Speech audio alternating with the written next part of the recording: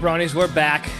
Welcome back to Libretti Podcast Diary Show. I'm your host, Libretti, and I think this was the closest we've gotten to in the nearly 6 years of the show where there was about to not be an episode this week. I I've had a stomach bug or food poisoning. I don't know what it is for the past, I don't know, 48 hours, 24, 48 hours. It started right after Thanksgiving, and I've spent most of the time since then sleeping or in the bathroom, taking care of business on both ends. So it's been miserable. I don't know. I'm much better now as far as like I'm not taking as many dumpies or pukies, but my body aches. Like my back hurts. I don't know why my lower back hurts. Like I've been squatting the house all day, but I'm gonna be if you're watching on YouTube land, I'm gonna be squirming around here because I can't get my back to be comfortable at all. I don't know what it is. But yeah, I don't know what happened. 3, 4 o'clock in the morning rolled around on Black Friday. I woke up in the sweats, feeling I got the tummy rumbles, and the next thing you know, it's it's coming out of both ends, and I was just feeling miserable. And luckily, it started on Friday morning. It started right past Thanksgiving, and it gave me enough time to rest up and hydrate and do what I had to do to try to kill this thing so I can record something for the people. But there was there was a high percentage there for a while where I was trying to figure out what notice to put out there, what apology letter to put out there for you guys because it was not looking good. It's still not looking good. So with that said, this is going to be short, folks. I'm sorry. I didn't want to leave you guys hanging, but this is going to be short. No cage fact, no sponsors, no real junction. It's just I got a couple of hotline calls, which works out perfectly because it's we can just listen in and commentate after the fact. I don't have to do a lot of legwork for that, which is helpful. But otherwise, there's nothing else going on with this episode. I hope everybody had a good Thanksgiving. That's really the big reason why I'm even recording right now to begin with is because if you guys remember, man, I'm trying to remember what year it was. 21, 22, when we started the big three. The official big three kickoff was was on the heels of a Thanksgiving episode. We were talking about gratitude and being thankful and how people are they put on the show. They're thankful for everything on Thanksgiving, and then Black Friday comes around and they're ripping each other's eyeballs out to get the cheap TV and what have you, and it's all very hypocritical and it's all for show and what have you, and that's how sort of the big three came about. So I really wanted to get on here to just reiterate again to you guys how thankful I am for the LPDS universe, everybody here in the junction, um, and I didn't want to leave you hanging. So I hope you guys had a good Thanksgiving. Mine was good.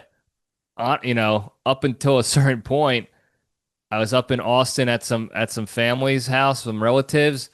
We had a great meal, some turkey, ham, fixins, a lot of fixins, great desserts, a lot of homemade desserts. I don't think there was any store-bought desserts, honestly. I think everything was homemade. So it was really tremendous. I got some leftovers. I haven't touched them, obviously. I haven't eaten anything except for ginger ale and saltines and some water. That's about it. Um, but yeah, it was a good Thanksgiving, good meal. I did not spend it with the creature this year. Um, but maybe next year we'll do LPDS Thanksgiving special again. We'll have to try to plan something next time. But I hope everybody else had a good Thanksgiving holiday and got to spend some time with your family and let it serve as an additional reminder to be thankful and grateful. Even though you guys listen to this show and week in and week out, we're always reminding each other of that. And you know, I don't want to say we're doing better than everybody else, but we're focusing on it more than everyone else, certainly. Again, that's what the big three, that's how the big three started. So, uh, with that, man, my back is killing me. Let's take some of these hotline calls and we'll call it a day. Thank you guys for your understanding and patience. Uh, yeah, I haven't gotten sick like this. The last time I got sick was actually the same situation. Thanksgiving, the next morning, I got a stomach bug and I was out of commission for 24 to 48 hours. That was maybe 15 years ago. I don't even remember what year it was. All I remember is my parents were living in the house that we sold. They sold during the pandemic. So before the LPDS even came about, they sold this house. But we were living at that house at the time. I wasn't even living there. I think I was coming back from college, like on break. And I just remember Black Friday was the day we would all go to the Christmas tree farm and tag the tree that we were gonna cut down a few weeks later in December. And I couldn't go because I was puking and taking dumpies. And when I say dumpies, they were a little on the loose end, if you will, without getting too grotesque. And that was the last time I got sick like this. And knock on wood, I very rarely get badly sick. It happens once every 15 to 20 years, it seems. And it just so happened to be like once again right after Thanksgiving. So I don't know if I ate some raw food. I joked and said my family tried to poison me because I was the only one that got sick. Out of all the cousins that when I went to go visit them, I was the only one of all the cousins that got sick. So I told everyone that they poisoned me so I could get some sympathy. And yeah, that's it. That's really it. That's all I got to say about that. I have some stuff I want to talk about next week. I got more stuff about Hallmark that I completely forgot to mention before, and I want to keep that conversation alive. Um, there's some things I'd like to do with Spearhead with Hallmark and examples of good and bad leadership. So I'm curious to get your take on some of that stuff. So I'll be bringing that up in a future episode coming up here soon, probably the next episode, and we'll talk about that to get your take on how I can craft the Spearhead leadership videos and content around that. So stay tuned for that. Uh, Sports stuff. Giants fire their defensive coordinator. Good. He stunk. We've been saying it for a while now. They just need to get rid of the GM now. He's the next one that he has to go. You can't fire the head coach and the defensive coordinator, both guys that the GM brought with him. You can't fire those guys without firing the GM. They were all part of the problem. They were all the problem. So we'll see how that goes. Otherwise, that's really all I got, folks. So we'll do these hotline calls to get you out of here quickly. And again, thank you again for your understanding and patience. I appreciate it. So with that, take take these calls here. Well, just an interesting vehicle.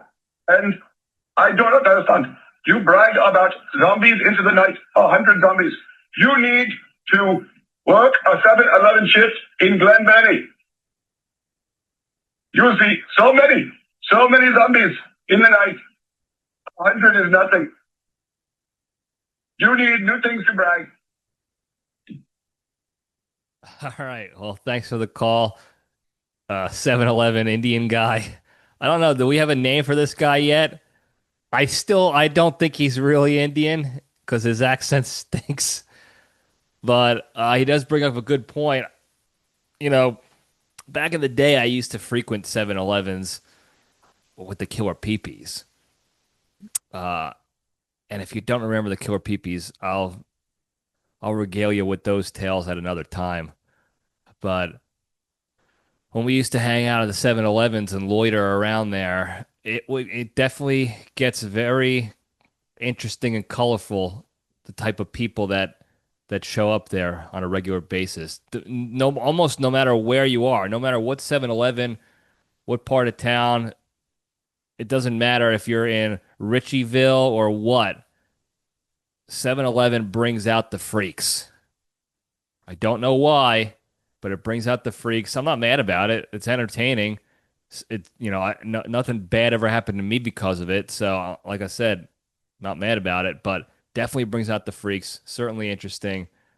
So, kudos to fake Indian 7-Eleven guy here who has to deal with the zombies at 7-Eleven and not the video game zombies that we had to deal with. So, thank you for that call. All right. Let's see what we got. One more call here, and we will call it a day. This is actually going to be a quick one. Like I've said every single week for the past 3+ years, this might actually be a quick one. So stand by here.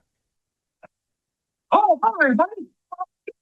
Speaking from a London boy recently. I hope he's doing all right. I'm really worried about him. Please let us know if he's okay. Garbage Mickey, thanks for the call. No, I don't expect to ever hear from London Boy again. So I hate to break your pedo heart there, but he's gone. That house has been sold already twice. I think what happened was it was sold to some investor who found a flipper and sold it to a flipper, and the flipper flipped it, and it's on the market now to be sold for a third time in a year or however long it's been since London Boy left. So obviously I don't expect him to be coming back here anymore. I don't know where he's at. I don't know what his story is anymore. So fortunately, unfortunately, for the LPDS universe, there will be no more London Boy updates from here on out. I'd be shocked if we got any more London Boy updates. Shocked. Because there's no reason for him to come here physically anymore, and there's no reason for him to contact me anymore. So I don't see why that would ever happen, ever. So sorry, Mickey. I know you have an affinity for boys, but he's gone and he's not coming back. So, but thanks for the call. Keep up the good work. And anybody else who calls the hotline, thank you for those calls. I love the hotline calls. They bailed me out of a big time jam this week. That's for damn sure. So thanks for that. And that's it, guys. That's all I gotta say about that. More next week. We'll have a cage fact next week. We'll be back on track. Regular show, rocking and rolling again. So again, I appreciate your understanding here and patience, and realize that we're doing what we can here. I was in shambles. I still kind of am in shambles, and as soon as I get off here, it's back to Nap City. Oh, I got to lay down. I got to figure out this back situation, get a couple more saltines in me, figure something out here. So before we go, very quickly, of course, the big three, the three pillars to staying strong and being a better, happier, kinder, healthier, less stressed, more genuine human being, and spreading that positivity and goodness to all those around you throughout the land. Number one, exercise every day. Do one thing every day to improve your fitness, health, and wellness, physically, mentally, or emotionally. Number two, the hardest one to do, don't be a shitty person, be a kind person.